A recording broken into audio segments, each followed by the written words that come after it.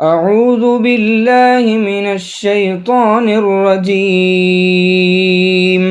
I seek refuge with Allah from Satan the outcast. وتلك عاد جحدوا بآيات ربهم وعصوا رسله واتبعوا أمر كل جبار عنيد.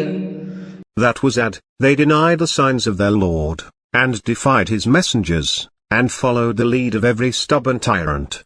وأتبعوا في هذه الدنيا لعنة ويوم القيامة ألا إن عادا كفروا ربهم ألا بعدا لعاد قوم هود. And they were pursued by a curse in this world, and on the day of resurrection. Indeed, Ad blasphemed against their Lord, so away with Ad, the people of Hud.